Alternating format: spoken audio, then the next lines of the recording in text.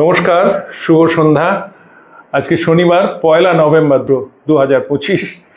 বাকচক্রের নতুন পথ চলা বিবেকানন্দ ঘরে ঘরের আজকে 234তম 234th সাপ্তাহিক ধারাবাহিক বক্তৃতামালায় আপনাদের সকলকে সাদর অভ্যর্থনা আমন্ত্রণ জানিয়ে আজকের আমাদের অনুষ্ঠান শুরু করছি। আজকের অনুষ্ঠানের বিষয় বা বক্তার কোনো পরিবর্তন নেই। বিষয় স্বামী বিবেকানন্দ এবং বক্তা শ্রী তরুণ গোস্বামী, যার পরিচয় নিষ্প্রয়োজন। সুতরাং আসুন আজকে অহেতুক প্রাক্ষথনে সময় নষ্ট না করে আজকে আমাদের সেই পরিচিত রবীন্দ্রসঙ্গীত, যেটাকে আমরা প্রার্থনা সঙ্গীত হিসেবে মেনে নিয়েছি, সেটা গেয়েছেন আমাদেরই বাকচক্রের প্রবীণতম সদস্য শ্রী রমেশচন্দ্র বন্দ্যোপাধ্যায়। তার সেই গানটি শুনে আমাদের অনুষ্ঠান শুরু করছি। ভালো থাকবেন, নমস্কার।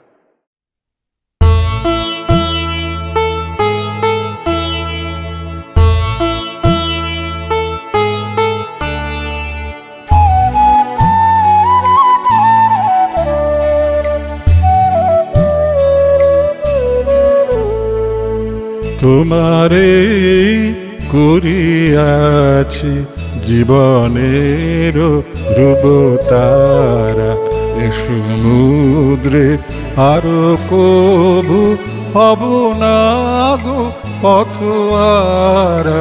তোমারে করিয়াছি জীবনের ধ্রুবতারা।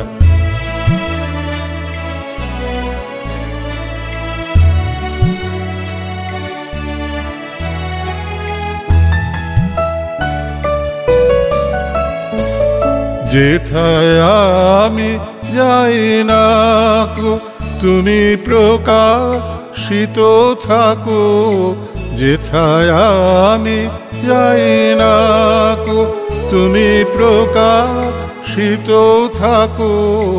অকুল নয়ন জলে ঢালো গো কিরণ ধারা। তোমারে করিয়াছি জীবনের ধ্রুবতারা।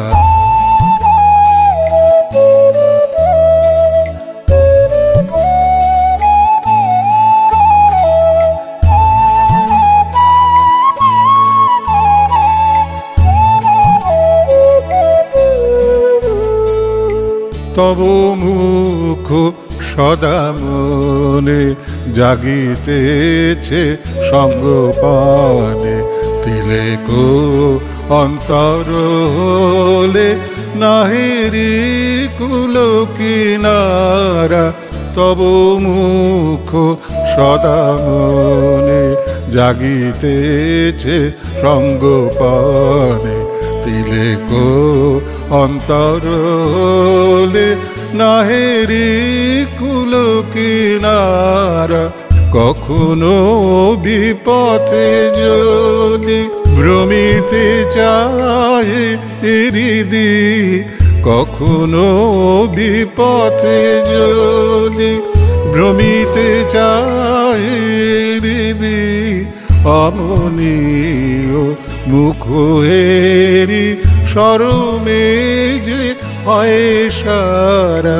তোমারে করিয়াছি জীবনের ধ্রুবতারা, এ সমুদ্রে আরো কবু হব না গো পথহারা। তোমারে করিয়াছি জীবনের ধ্রুবতারা।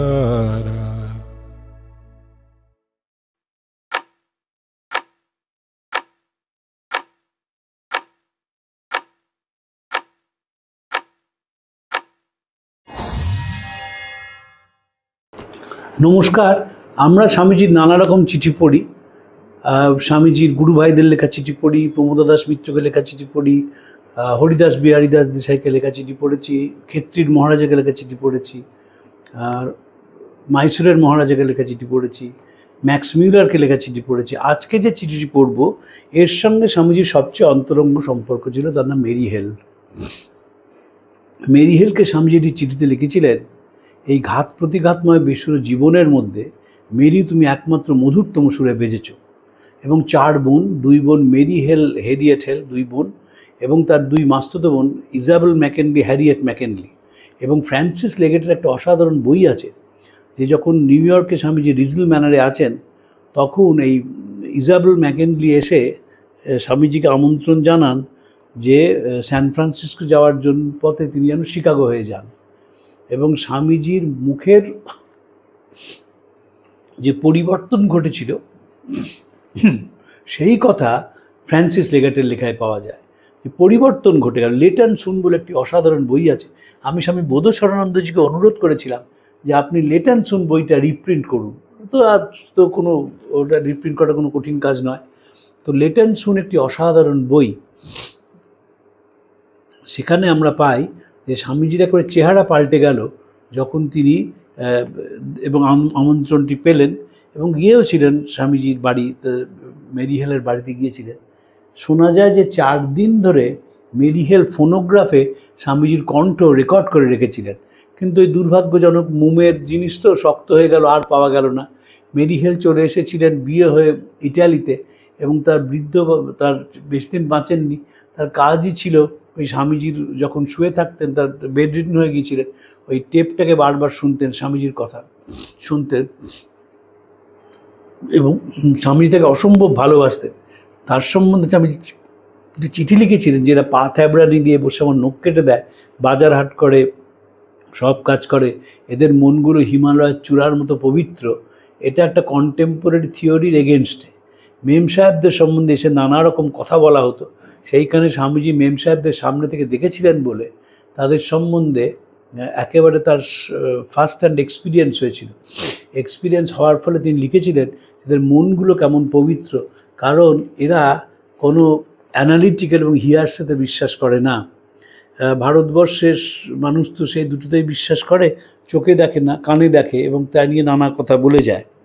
তো স্বামীজি এখানে খুব সুন্দর একটা চিঠি লিখেছেন, আনন্দের বড়দিন, সুখের নববর্ষ। এটা ইংরেজির চিঠি, বাংলা করা হয়েছে। বাংলা যে খুব একটা উচ্চ মানের তা নয়। এখনকার যারা রামকৃষ্ণ মিশনের তরুণ সন্ন্যাসী আছেন, তারা প্রায়ই একটা কথা বলে আমরা আলোচনা করি। আমার তো আলোচনা মানে স্বামীজি নিয়েই কথা হয়, ব্যক্তিগত জীবনে কি খেলাম, রাতে ঘুমালাম কিনা, এসব নিয়ে কথা হয় না। তারা বলছেন যে সময় এসেছে যখন স্বামীজির সবকটা চিঠি চলতি ভাষায় লেখা উচিত। সাধু ভাষার জন্যে এই চিঠি অনেকে পড়েন না, খুব কঠিন তো কিছু কিছু জায়গায়, চলতি ভাষায় লিখলে খুব ভালো হয়। কিন্তু এইটি করতে গেলে একটা বড় টিম করে তার শুধু এই কাজেই নিয়োগ করা উচিত, আর তারা কোনো কাজ করবেন না। তারা সকাল থেকে রাত্রি অবধি চিঠিটাই করবেন এবং চলতি ভাষায় চিঠিগুলোকে করবেন, সেটাকে আবার এডিট করা হবে, আবার পড়া হবে। এডিট করা মানে বাদ দেওয়া নয়, এডিট করা মানে তার পরিমার্জন হবে, করে সেই বইগুলো বেরোবে। বই বেরোতে পারলে খুব ভালো হয়। আমি অনেকদিন মঠে জানি, সুবীরানন্দজিকে গিয়ে বলতেই হবে এবং ওরা যে চিঠিগুলোকে এইভাবে করলে খুব ভালো হয়, যে চলতি ভাষায় চিঠি, কারণ এটা কোনো দিন বাংলা হতে পারে না। আনন্দের বড়দিন, সুখের নববর্ষ, তোমার জন্মদিনের সঙ্গে জড়িত এই দিনগুলো বারে বারে ফিরে আসুক। বাকচক্রে আমরা যেহেতু 8 ঘন্টা মাত্র বলি, ফলে ইংরেজির চিঠিটা ইংরেজিতে এবং তার সাথে বাংলা পড়ার সময় নয়। আর আমরা বিশ্বাস করি শর্ট অ্যাটেনশান সিনড্রোম। এই 8 ঘন্টার জায়গায় যদি আমরা 1 ঘন্টা বলি, তাহলে 15 মিনিট পরেই লোকে বন্ধ করে দেবে। 8 ঘন্টা হলে কী হয়, টানটা থাকে, কি বলবো কি শুনছি, এই জন্যে সেই টানটা রাখতে গেলে সময়টা কমিয়ে ফেলতে হয়। আর যদি আপনি অনেকক্ষণ বলে যান, দেখবেন তাহলে কিছুক্ষণ পরে লোকে শুনবে না। করতে পারলে খুব ভালো হতো, ইংরেজি এবং বাংলা চিঠিটা পাশাপাশি করা। তো এই শুভেচ্ছা, প্রার্থনা, অভিনন্দন পাঠাচ্ছি এক নিঃশ্বাসে। তুমি জেনে খুশি হবে যে আমার রাগ সেরে গিয়েছে। এটা শুধু গড় হজমের ব্যাপার, হার্ট বা কিডনির কোনো রোগ নয়। চিকিৎসকরা বলেছেন কিছুই বলছেন না। এখন আমি রোজ রাত্রে খাওয়ার পর 3 মাইল হাঁটছি। এরপর যে স্বামীজি কথাটি বলেছেন সেটা সাংঘাতিক। আর শোনো, যে আমাকে সারিয়ে তুলেছে সে ধূমপান করার ওপর জোর দিচ্ছে। অতএব বেশ করে পাইপ টানছি, তার ফল ভালোই হয়েছে। সোজা কথায় স্নায়ু দুর্বল্য ইত্যাদি সব কিছুর কারণ অজীর্ণতা, তাছাড়া আর কিছু নয়। একেবারে ধূমপানের পক্ষে এত বড় কথা আর কাউকে আপনি পাবেন না। স্বামী বিরজানন্দজিকে বলছে, তুই তামাক খাস? গুরু জিজ্ঞেস করছে, তিনি উত্তরই দিতে পারছেন না, কি বলবেন? বলে, দেখ সব ছেড়েছে, তামাকটা ছাড়তে পারেনি। যেদিন শরীর চলে গিয়েছিল সেই দিনও তামাক খেয়েই প্রেমানন্দের সঙ্গে হাঁটতে বেরিয়েছিলেন। এবং যে ধ্যান করতে গেলেন তার সেবককে বললেন তুই একটা তামাক সাজ, আমি ধ্যান করে তামাক খাবো। সেই তামাকটা আর খাওয়া হলো না। ব্রহ্মানন্দজির শারদানন্দজির বিখ্যাত চিঠি, he went to bed at 9 PM never to wake up again. Swamiji slept at 9 PM never to wake up again. আর তার ওটা হলো না। কিন্তু তামাকটা তিনি ছাড়তে পারেননি। পাইপ খেতেন, হুঁকো খেতেন, সিগারেট খেতেন, চুরুট খেতেন। রকি ফেলারকে যেদিন স্বামীজি বললেন যে ওসব তুমি নিজের কথা বলছো, একটা এমন ট্রাস্ট করতে মানুষের উপকার হবে, তো রকি ফেলার সেই ট্রাস্ট তৈরি করলেন, স্বামীজিকে পড়ে শোনালেন। স্বামীজি খুব খুশি হলেন, বললেন একটা চুরুট দাও, কালকে অনেক বকিয়েছে আমাকে। এই বলে চুরুটটা আনতে আনতে বেরিয়ে চলে গেলেন। কর্নেল অলকটের সঙ্গে তার দেখা হয়েছিল, সেখানেও আমরা দেখব তারপরে তিনি বলছেন চুরুট দাও। এবং এইটি জেনলে অনেকে অবাক হবেন যে উইলিয়াম হেস্টি, স্কটিশ চার্চ কলেজের প্রিন্সিপাল, তিনি এই কলেজের মধ্যে একটি মাত্র ছাত্রের ধূমপানের অনুমতি দিয়েছেন, তার নাম নরেন্দ্রনাথ দত্ত। এর আপনার দ্বিতীয় পাবেন না খুঁজে, এর কোনো নজিরই নেই। এবং পাড়ার লোকেরা স্বামীর সম্বন্ধে বলতেন যে বড় লোকের ছেলে, ও সিঁথিপাটি করা চুল, মাঝখানে সিঁথিপাটি করা চুল, রাস্তা দিয়ে সিগারেট টানতে টানতে যাচ্ছে এবং এই সাথে জুটেছে পরমহংস মশায়ের প্রশ্রয়। কারণ ঠাকুরকে তো সবাই জানতেন, খুব জনপ্রিয় ছিলেন। তো স্বামীজি এখানে বলছে যে ডাক্তার বলেছে যে ধূমপান করার কোনো প্রয়োজন নেই, ছাড়ার কোনো প্রয়োজন নেই, অতএব বেশ করে পাইপ টানছে এবং তার ফল ভালোই হয়েছে। কোনো লোক পৃথিবীতে এ কথা বলবে না, কিন্তু নিজের পক্ষের একটা যুক্তি যে আমি ধূমপানটা ছাড়তে পারবো না। তার যুক্তি হচ্ছে ডাক্তার বলেছে যে পাইপ টানার জন্য আমার শরীরটা ভালো হয়েছে, খুব কষে পাইপ টানছি। এরপর স্বামীজি একটি চমৎকার কথা লিখেছেন, আমি আবার কাজেও নেমেছি, কাজ তবে কঠিন কাজ নয়, কিন্তু আমি এবার টাকা করতে চাই। মার্গারেট এই কথা জানিও, বিশেষ করে পাইপের ব্যাপারটা। তুমি কি জানো কি আমায় সারিয়ে তুলেছে? কোনো ডাক্তার নয়, খ্রিশ্চান সায়েন্সের আরোগ্যকারীও নয়, একজন চৌম্বক চিকিৎসক।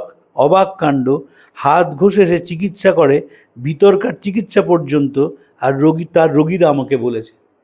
স্বামীজি যে বলছে না টাকা করতে চাই, স্বামীজি যখন দ্বিতীয়বার বিলেতে যান তার আগে খুব চেষ্টা করেছিলেন দেশীয় রাজাদের কাছ থেকে টাকা তোলার, কিন্তু টাকা পাননি। ভারতবর্ষে যে সাধারণের জাগরণ ঘটাতে হবে, সেই জাগরণের জন্য তো অনেক টাকার প্রয়োজন। তার জন্য শিক্ষালয় তৈরি করতে হবে। সবচেয়ে বড় কথা হচ্ছে তাদের প্রতি সমাজের যে রিজার্ভেশন, সেটাকে কাটিয়ে তুলতে হবে। এর জন্য ব্যাপকভাবে শিক্ষার প্রয়োজন। স্বামীজি বারবার সরলা দেবী চৌধুরীকে চিঠি লিখেছেন যে শিক্ষা is education the panacea of all things, সর্বরোগ হরণকারী। সেই টাকাটা তিনি দেশের রাজাদের কাছ থেকে পাচ্ছেন না, তারা সাহায্য করতে রাজি নয়, তারা ভোগবিলাসে খুব রাজি। দেখবেন স্বামীজি কাপুরথালার মহারাজার খুব সমালোচনা করেছেন। তিনি শিকাগোয় গিয়েছিলেন এবং ভারতবর্ষ সম্বন্ধে নানা অকথা কুকথা বলেন। তিনি অসম্ভব বড়লোক ছিলেন, কিন্তু কোনো টাকা ভালো কাজে খরচ করতেন না। দেশীয় যে রাজারা ছিল তাদের মধ্যে দেখা যায় যে 25, 30, 100 খানা রোলস রয়েস রয়েছে। ধরুন পাতিয়ালার মহারাজার 100টা রোলস রয়েস ছিল, কিন্তু জনহিতকার কাজে তারা এগোতেন না। তারা মনে করতেন যে গল্ফ খেলবো, পোলো খেলবো, সাহেবদের সঙ্গে ডিনার করব, ব্রেকফাস্ট করব, লাঞ্চ করব, বারবার বিলেতে যাব, সাহেব হয়ে যাব। দেশের মানুষের প্রতি তাদের সীমাহীন অবজ্ঞা এবং অশ্রদ্ধা ছিল। স্বামীজি দেখেছিলেন যে ক্ষেত্রীর মহারাজার ওখানে একটা নিয়ম আছে, রাজা এবং ব্রাহ্মণেরা তার জন্মদিনে যে উপহার দেবেন সেই উপহার তারা নিজেরা গ্রহণ করতেন, আর সাধারণ মানুষ যে উপহার দেবেন সেটি তার সেক্রেটারি মুন্সি জগমোহনলাল গ্রহণ করতেন। স্বামীজি এটা থেকে বেদম চটে যান। স্বামী তখন বিবেকানন্দ হননি, কিন্তু তিনি রাজাকে বলেন এটা হতে পারে না, কারণ যিনি বড় লোক তিনি নানা উদ্দেশ্য নিয়ে আপনার জন্য উপহার কিনেছেন, কিন্তু যে গরিব সে মাথার ঘাম পায়ে ফেলে আপনার জন্যে উপহার নিয়ে এসছে, আপনি সেই উপহার গ্রহণ করবেন না, আপনার সেক্রেটারি গ্রহণ করবে, এটা হতে পারে না। রাজা সে নিয়মটা পাল্টে ফেলেছিলেন, কারণ ক্ষেত্রীর রাজার সঙ্গে স্বামীজির খুব বন্ধুত্ব ছিল। আমার খুব ইচ্ছা আছে যদি আমি কোনোদিন পারি এই বাকচক্রে স্বামী বিবেকানন্দের forgotten chapter of his life, Benishankar শর্মার লেখা, সেখান থেকে কিছু কিছু পাঠ করব। এই বইটিতে জানা যায় যে ক্ষেত্রীর রাজার সঙ্গে স্বামীজির অন্তরঙ্গতা, স্বামীজি একসঙ্গে 2 মাস ক্ষেত্রীর রাজার কাছে ছিলেন, একসঙ্গে দুজনে ঘোড়ায় বেড়াতে যেতেন। ক্ষেত্রীর রাজা স্বামীজির সঙ্গে নানাভাবে গল্পগুজব করতেন এবং স্বামীজির কথায় বিলেত থেকে টেলিস্কোপ নিয়ে এসে তিনি অবজারভেটরি তৈরি করেছিলেন এবং সেই অবজারভেটরিতে স্বামীজি তাকে বিভিন্ন গ্রহ নক্ষত্র চেনাতেন, কারণ রাজার বিজ্ঞানের প্রতি একটা অদ্ভুত নেশা ছিল, জানার একটা অদ্ভুত আগ্রহ ছিল। তো ক্ষেত্রীর রাজা সেইখানে আমরা দেখতে পাই যে তার সঙ্গে স্বামীজির ঘনিষ্ঠতা। যদি কোনো দিন সুযোগ পাই এই নিয়ে গভীরে আমি আলোচনা করব। কিন্তু স্বামীজি দেখলেন যে দেশীয় রাজারা টাকা দেবে না, ফলে বিদেশ থেকে টাকা উপার্জন করে আনতেই হবে। এই যে উপার্জনের কথা, এইটা স্বামীজি যেহেতু নিজে বলেননি, আমরা বুঝেই উঠতে পারি না। এই যে একেবারে প্রাণপাত করে বক্তৃতা দিয়েছেন। কেন বক্তৃতা দিয়েছেন? এই টাকা আসবে। যখন বিখ্যাত হননি, একজন সাংবাদিক জিজ্ঞেস করেছিলেন যে আপনি শিকাগো এসেছেন কেন? স্বামীজি বলেছিলেন, আমি এখান থেকে টাকা উপার্জন করে দেশের মানুষের জন্য খরচ করতে চাই। টাকা উপার্জন করাটাকে তিনি কোনো দোষ বলে মনে করেননি। আমরা দেখব 20শে সেপ্টেম্বর 1893 সাল শিকাগোর বক্তৃতার বিষয়বস্তু ছিল religion not the crying need of India. সেখানে স্বামীজি বলেন যে আমাদের দেশে ধর্মের কোনো প্রয়োজন নেই। পাদ্রীরা যান যে গির্জা তৈরি করেন আর দেশের মানুষ না খেতে পেয়ে মারা যায়, সেদিকে তারা তাকানো না। এখন আমি বুঝতে পারছি যে খ্রিশ্চানদের কাছ থেকে হিদেনদের জন্য টাকা উপার্জন করা কত কঠিন। সাথে সাথে এও বলেছিলেন, একটি অভুক্ত মানুষকে ধর্মের কথা শোনানো মানে তাকে অপমান করা। It is an insult to A hungry man to offer him metaphysics.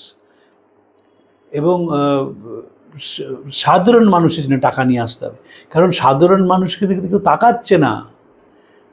কালকে একজনের সঙ্গে আলোচনা করছিলাম, তিনি একটি অসাধারণ তথ্য আমায় দিলেন যে প্রথম যে ইউনিয়ন হয়েছিল ট্রাম কোম্পানিতে, সেই ইউনিয়নের প্রেসিডেন্ট ছিলেন ভূপেন্দ্রনাথ দত্ত এবং রেজিস্টার্ড অফিস কোথায়?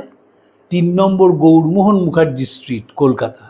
স্বামীজির বাড়িতে ট্রাম কোম্পানির ট্রেড ইউনিয়নের প্রথম অফিস এবং তার সভাপতি হচ্ছেন তার ছোট ভাই ভূপেন্দ্রনাথ দত্ত। যেমন সুভাষচন্দ্র বোস 1930 সালে যারা অসংগঠিত শ্রমিক তাদের জন্য একটি প্রতিষ্ঠান তৈরি করেছিলেন। মনে রাখতে হবে ভূপেন্দ্রনাথ এবং সুভাষচন্দ্র দুজনেই স্বামীজির সাধারণ মানুষের প্রতি যে শ্রদ্ধা ছিল সেই সম্বন্ধে আস্থাশীল ছিলেন। ভূপেন্দ্রনাথ দত্তর বিখ্যাত গ্রন্থ বিবেকানন্দ প্রফেট পেট্রিয়ট, সেইখানে তিনি বলছেন যে কিভাবে বিবেকানন্দ সমাজতান্ত্রিক বিপ্লব ঘটানোর কথা বলেছেন, কিন্তু পাশ্চাত্যের সমাজতন্ত্র নয়, দেশীয় সমাজতন্ত্রে তিনি অনুসরণ কথা বলেছেন। নতুন ভারত বেরুক চাষার কুটির থেকে, ভুনাওয়ালার উনুনের পাশ থেকে, ঝোড় জঙ্গল পাহাড় পর্বত থেকে। বলছেন হে ভারতের শ্রমজীবী, আমি তোমাদের প্রণাম করি। সুভাষচন্দ্র বলছেন তিনি বেঁচে থাকলে অবশ্যই আমার গুরু হতেন এবং সাধারণ মানুষের প্রতি যে সীমাহীন শ্রদ্ধা এবং দায়বদ্ধতা, সেটি পালন করতে গেলে অর্থের প্রয়োজন হয়। এখনও যদি আমরা রামকৃষ্ণ মিশন যে অ্যানুয়াল রিপোর্ট দেয়, গত বছর 2023-24 সালে 24-25 সালে যে আমরা ফাইন্যান্সিয়াল ইয়ারে 1180 কোটি টাকা রামকৃষ্ণ মিশন খরচ করেছে, তার বিরাট অংশ খরচ হয়েছে দরিদ্রদের জন্য স্কুল খোলা। স্বামী সর্বজ্ঞানন্দজি যেখানে তিনি প্রাণপাত করে একটি স্কুল তৈরি করছেন, একেবারে নার্সারি থেকে ইউনিভার্সিটি একসাথের তলায় অরুণাচল প্রদেশে, সেখানে আমরা দেখব অসীম কষ্ট করে দীপঙ্কর দা সেখানে আছেন। পড়ে গিয়ে তার পা ভেঙে গেছে, এখন লাঠি নিয়ে হাঁটতে হয়। প্রেসিডেন্ট মহারাজের কাছে যখন আসেন তখনও মাটিতে বসতে পারেননি, পাশে একটি চেয়ারে দীপঙ্কর দাকে বসতে হয় এবং সেই যে অপূর্ব চেহারা, সেই চেহারাটিও ভেঙে গেছে। তার যে কণ্ঠ, সেই কণ্ঠটিও আগের মতো আর নেই, কিন্তু মনে রাখতে পুরোটাই মানুষের জন্যে। এইটাই হচ্ছে সবচেয়ে বড় কথা। এবং সাধারণ মানুষের জন্য সেই প্রতিষ্ঠান তৈরি হবে। প্রাণপাত করে সেই প্রতিষ্ঠানটিকে একটা রূপ দেওয়ার চেষ্টা করছেন স্বামী সর্বজ্ঞানন্দজি। স্বামীজিও সেই জন্যে টাকা উপার্জনের দিকে মন দিয়েছিলেন এবং মেরি হেলকে বলছেন, তুমি একেবারে নিবেদিতাকে বলবে যে আমি এই পাইপের জন্য যেন টাকা তৈরি করে। পাইপের জন্য আসলে দেশের মানুষের রসিকতা করে বলছে আমি পাইপ খাবো, তাই আমার টাকার প্রয়োজন। এখানে এমন ঠিক উত্তর ভারতের মতো শীত, কেবল মাঝে মাঝে কয়েকটা দিন একটু গরম। গোলাপ ফুলও আছে এবং চমৎকার পাম গাছ, খেতে বার্লি ফলেছে, গোলাপ এবং অন্যান্য নানা জাতের ফুল ফুটেছে। আমার কুটিরের চারপাশে গৃহস্বামিনী মিসেস ব্লজেট শিকাগোর মহিলা স্থূলাঙ্গী বৃদ্ধা এবং খুবই রসিকা ও বাকচাতুরা। শিকাগোতে তিনি আমার বক্তৃতা শুনেছেন আমার এবং খুব মাতৃস্বভাবা। এই মিসেস ব্লজেটই চিন্তারণ মহারাজকে খাইয়েছিলেন নিত্য স্বরূপানন্দজিকে। বলতেন এক স্বামীজিকে ব্রেকফাস্ট খাই আনন্দ পেতাম আর তোমাকে পাই। চিন্তারণ মহারাজ যখন গোলপার্কে খেতেন সে একটা দৃশ্য। তরুণদা এবং স্বামী বলভদ্রানন্দজি, আমি তরুণদাই বলে ফেলে এত বছর পরি বলে আমরা বসে থাকতাম। উনি ইনস্ট্রাকশান দিচ্ছেন যে একটা টোস্টের চেহারাটা যখন ঠিক আরশোলার পিঠের রং হবে তখন তাকে দিতে হবে। এতখানি রসিক ছিলেন। 10খানা করে ডিম খেতেন এবং প্রভানন্দজি খুব তাড়াতাড়ি 1 মিনিটের মধ্যে খেয়ে কাজে চলে যেতেন। তখন উনি বলতেন, আচ্ছা বরুণ তুমি তো খাও না, তুমি তো গেলো। লোকেশ্বরজি মাংস খেয়ে বলছে, হ্যাঁ মহারাজ ভালো। বলছেন ভালো বলছো কানাই, তোমার কি অপূর্ব বলে কোনো কথাটা তোমার অভিধানে নেই? তো নিত্য স্বরূপানন্দজি অনেকক্ষণ ধরে খেতেন। তরুণদার আমি সামনে বসে থাকতাম পেছনে লাগার জন্য এবং আমরা নানা কথা বলতাম। কিন্তু সেই নানা কথার মধ্যে থেকে স্বামীজির প্রতি তার যে আনুগত্য, এবং স্বামীজিকে অনেকেই দেখেছেন যারা নিত্য স্বরূপানন্দজিকে চিনতেন। এই মিসেস ব্লজেটের কথা বলছেন। এই মিসেস ব্লজেটের বাড়িতে একটি ঘটনা ঘটেছিল। এক জোড়া দম্পতি তারা এসে স্বামীজিকে বললেন যে আমাদের খুব কষ্ট হয়, নানা মানুষ আপনার প্রচণ্ড সমালোচনা করছে, আমাদের খুব খারাপ লাগে। মিসেস ব্লজেট তাই থামানোর চেষ্টা করছেন যে আজকে স্বামীজির মেজাজ খুব ভালো আছে, স্বামীজি ব্রেকফাস্ট করছেন, চুলগুলো খোলা, এসব কথা বলো না ইত্যাদি, কিন্তু তা বলেই চলেছেন। স্বামীজি একসময় শুনতে শুনতে স্বামীজির পরিবর্তন হলো। কালকে আমি খুব মন দিয়ে মহেন্দ্রনাথ পড়ছিলাম ওটা লেখার জন্য। মহেন্দ্রনাথ লিখছেন যে স্বামী শারদানন্দজি এবং মহেন্দ্রনাথ ইংল্যান্ডে স্বামীজির একটি বক্তৃতার সাথে যাচ্ছেন। স্বামীজি সিঁড়ি দিয়ে উঠছেন, উঠতে উঠতে একবার ঘুরে পিছনে তাকিয়েছেন। শারদানন্দজি এবং মহেন্দ্রনাথের মনে হলো সম্পূর্ণ অন্য একটা মানুষ। এমনভাবে চেহারার পরিবর্তন হয়েছে যে শারদানন্দজি, যিনি তার গুরু ভাই, তিনি সরে গেলেন, সেই জ্বলন্ত মুখের সামনে দাঁড়াতে পারছেন না। এবং স্বামী যখন বক্তৃতা করতে উঠলেন তখন অন্য একটা মানুষ, অন্য একটা ভাবে কথা বলছেন। মন্ত্রশক্তিতে রবীন্দ্রনাথ বলেছেন ঈশ্বর পাটনির কথা, যখন তার মধ্যে মন্ত্রশক্তি ভর করে সে নিজেও বোঝে না, কিন্তু পরিবর্তন হয়ে যায়। তো স্বামীজি সেরকম পরিবর্তন হয়েছিল। মহেন্দ্রনাথের অসাধারণ লেখায় সেটি আছে। এই মিসেস ব্লজেট বলাতে স্বামীজির চেহারার পরিবর্তন হয়ে গেল। মিসেস ব্লজেট লিখছেন এবং স্বামীজি তাদের বললেন, look what I am has been written on my forehead, if you can read it blessed you are, if you cannot sorrow is yours. আমি যা আমার কপালে লেখা আছে, যদি তোমরা আমার ললাট লিখন পড়তে পারো তোমাদের সৌভাগ্য, না পারলে দুর্ভাগ্য তোমাদের। যখন কথাটা বলছেন স্বামীজি তখন চেহারাটা পাল্টে গেছে। আমি যেহেতু ব্যক্তিগত জীবনে বডি ল্যাঙ্গুয়েজ সাইকোলজি বিশ্বাস করি, আমি বিশ্বাস করি যখন মানুষ উচ্চভাবে চলে যায় তার মধ্যে একটা চেহারাগত পরিবর্তন হয়। প্রতাপচন্দ্র মজুমদার শ্রীরামকৃষ্ণের কথা বলতে গিয়ে লিখছেন যে ঠাকুর যখন গভীর মনোযোগ দিয়ে কারুর দিকে তাকাতেন তার চোখগুলো সবুজ হয়ে যেত, এবং যে একবার সে সবুজ চোখ দেখেছে সে কিছুতেই আর অন্য কোথাও যেতে পারতো না। আমার সৌভাগ্য হয়েছে বিভিন্ন সময় বিভিন্ন মানুষের চেহারাগত পরিবর্তন দেখার। স্বামী লোকেশ্বরানন্দজি, একবার তাকে আমি বলেছিলাম যে আমার সব বন্ধুরা সাধু হয়ে যাচ্ছে, আমার কি হবে? তিনি আমাকে বলেছিলেন যে সবাই যদি ভেতরে চলে আসে তবে বাইরে থেকে কাজ করবে।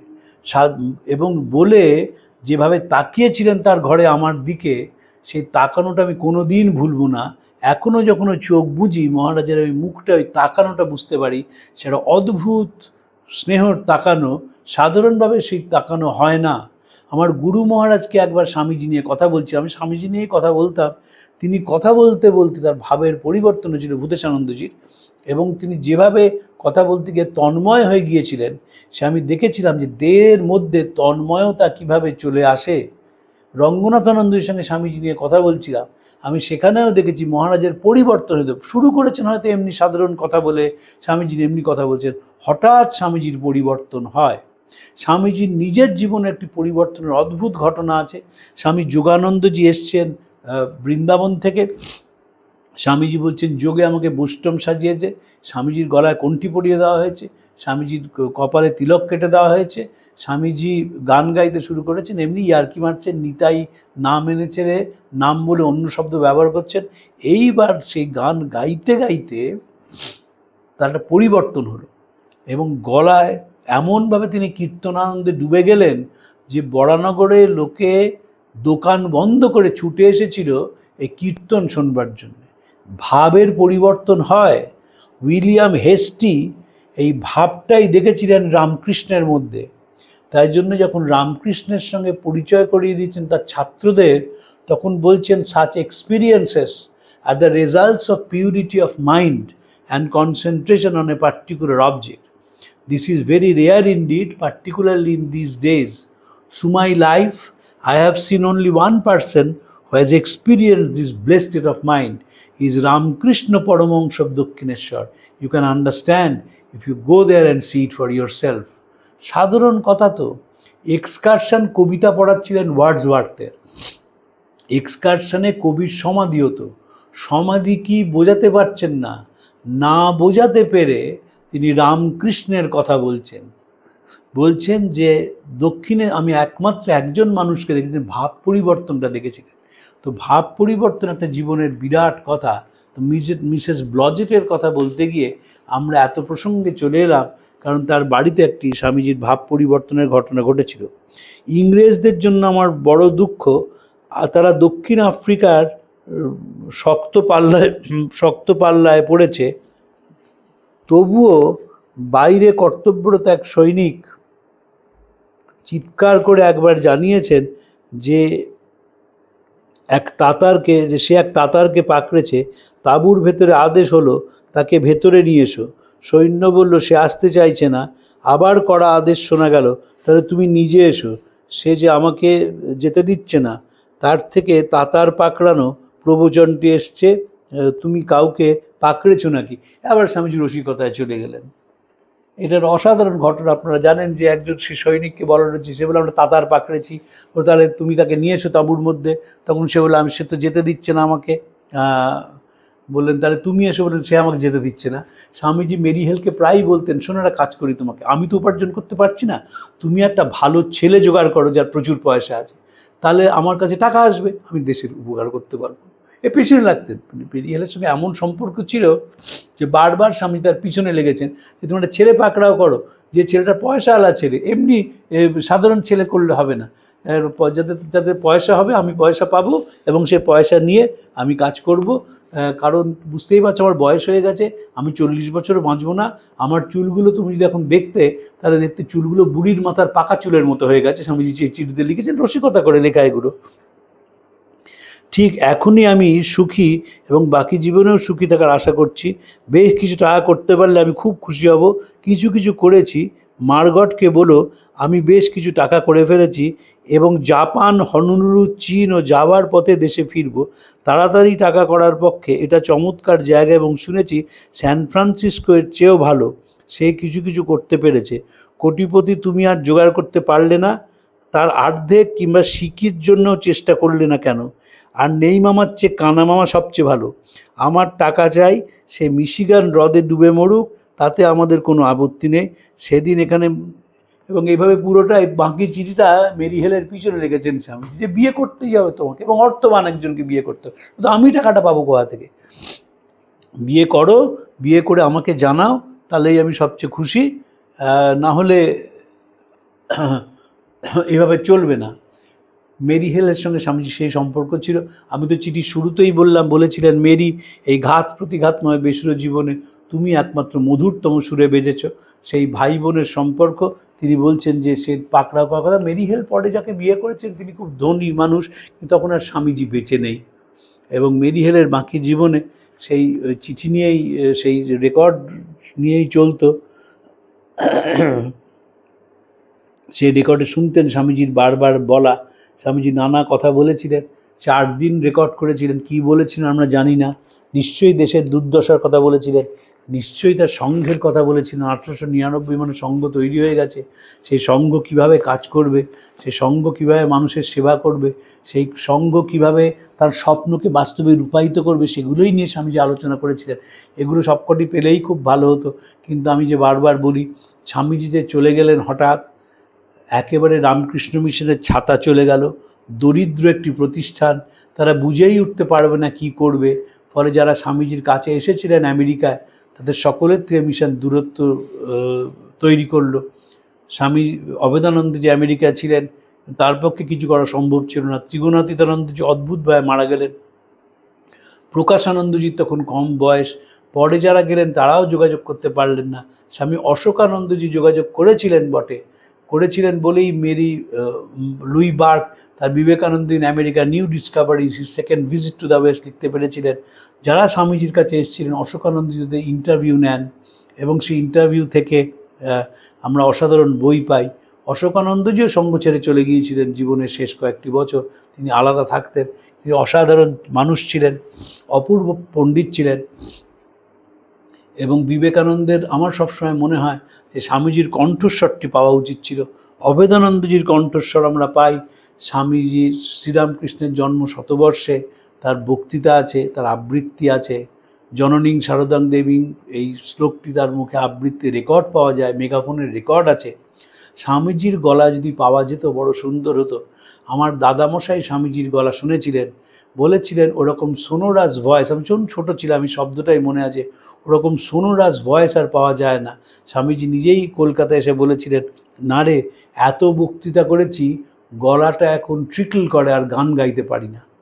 এই যে ফ্লিকার করছে গলাটা, গানটা তো স্বামীজি শিখেছিলেন, ফলে গলা যখন কেঁপে যাচ্ছে, তারপক্ষে আর সেই গান করা সম্ভব নয়, সেই সুর আর আনা সম্ভব নয় গলায়, সেটি তার মনে হয়েছিল। তাই তিনি গান গাওয়া ছেড়ে দিয়েছিলেন, বক্তৃতাই শুধু করতেন। কিন্তু জলদগম্ভীর গলা ছিল। সেই গলাটা যদি আমরা পেতাম আমাদের বড় উপকার হতো। কারণ যারাই স্বামীজির কণ্ঠ শুনেছেন তারাই অবাক হয়ে গেছেন। তারা বারবার লিখেছেন যে অসাধারণ একটি কণ্ঠস্বর। অ্যানি বেসান্তের লেখায় স্বামীজির কণ্ঠস্বরের কথা আমরা পাই। ঘণ্টার ধ্বনির মতো কণ্ঠস্বর তিনি লিখছেন। ব্যারিটন ভয়েস স্বামীজির ছিল। এবং তখন যখন তিনি কথা বলতেন, যেহেতু কথার মধ্যে আবেগ থাকতো, যেহেতু কথার মধ্যে যুক্তি থাকতো, যেহেতু কথা মানবতার জন্য উৎসর্গীকৃত ছিল, ফলে মানুষ তার সেটি কথা শুনে আনন্দ পেতেন। রোমারোলা বিবেকানন্দ সম্বন্ধে বলছেন, বিবেকানন্দ's words are great music, phrases in the style of Beethoven, starring rhythms like the March of Handel choruses। বিবেকানন্দের কথার সঙ্গে তিনি বিটোভেনের সুরের তুলনা করেছেন। এবং রোমারোলা তো নোবেল পুরস্কার পেয়েছিলেন। তারপর রামকৃষ্ণদেব এবং স্বামীজির ওপর দুটি বই লেখেন, অসাধারণ বই। এবং সেখানে তিনি বলছেন সেই বিবেকানন্দের কথা, তিনি যখন মিশতেন কারুর সঙ্গে, একদম খোলা মাঠের মানুষটি, একদম শিশুর মতো মিশতেন। মেরি হেলের পরিবারের সঙ্গে তিনি শিশুর মতো মিটেছিলেন। তার বাবাকে তিনি ফাদার পোপ বলে ডাকতেন এবং মাকে মাদার চার্চ বলে ডাকতেন। নিজেদের নানা খুনসুটি ছিল এই চারটি বোনের সঙ্গে, এবং তারা বিবেকানন্দকে অসম্ভব সম্মান করতেন, শ্রদ্ধা করতেন। বিবেকানন্দকে যাতে একটু স্বস্তি পান, একটু আনন্দ পান, তার ব্যবস্থা তারা করেছিলেন। আমার ব্যক্তিগতভাবে মনে হয় যে স্বামীজির সবচেয়ে ভালো দিনগুলো পাশ্চাত্যে কেটেছিল। কারণ পাশ্চাত্যে কেউ সমালোচনা করতো না, পাশ্চাত্যে কেউ স্বামীজির খুঁত ধরতো না, পাশ্চাত্যে কেউ বলতো না এটা করো আর এটা করবে না। যখন তিনি এদেশে চলে এলেন, মানুষ তাকে জিজ্ঞেস করতে শুরু করলো, আপনি এতদিন বিদেশে ছিলেন, কি খেতেন? স্বামীজি বলতেন, যা পেতুম তাই খেতুম। ওই কালাপানি পার হয়েছিলেন, কায়স্থের সন্তান ছিলেন, প্রত্যেক পদক্ষেপে তার দেশের মানুষ তাকে অপমান করেছিলেন। কিন্তু পাশ্চাত্যরা তাকে সেভাবে অপমান একেবারেই করেনি, তারা গ্রহণ করেছিল দু হাতে। ইংল্যান্ডবাসী পরের দিকে করেনি, হেনরিয়েটা মুলার বা ইটি স্টার্ডি, তারা স্বামীজিকে নানাভাবে অপমান করেছিলেন বটে, আমেরিকানরা কোনোদিন অপমান করেনি। তারা অন্তর থেকে বলেছিল যে Columbus discovered the soil of America and Vivekananda its soul. তারা বলেছিল he is our man. Vivekananda সত্যি আমেরিকার একজন হয়ে গিয়েছিলেন। যে জাতি সবাইকে সানন্দে গ্রহণ করতে পারে, যে জাতির হৃদয়ের উষ্ণতা বিবেকানন্দকে স্পর্শ করেছিল, তারা বিবেকানন্দের মধ্যে নতুন পৃথিবীর দূতকে খুঁজে পেয়েছিলেন।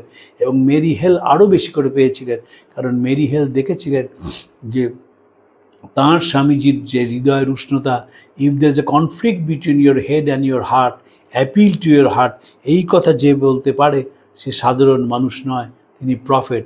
সেই প্রফেট বিশ্বাস করেছেন যে আগামী দিনে পৃথিবীটা অনেক সুন্দর হবে, শত বাধা সত্ত্বেও সেই পৃথিবীতে লেখা হবে বিবাদ নয় সহায়তা, বিনাশ নয় পরস্পরের ভাবগ্রহণ, মতবিরোধ নয় ঐক্যতান শান্তি। আজ এই অবধি রইল, পরের দিন আরেকটি চিঠি নিয়ে আলোচনা করব। প্রাণারাম প্রাণারাম প্রাণারাম প্রাণারাম প্রাণারাম প্রাণারাম। কি যেন লুকানো নামে তাই মিষ্ট এত তব নাম প্রাণারাম প্রাণারাম।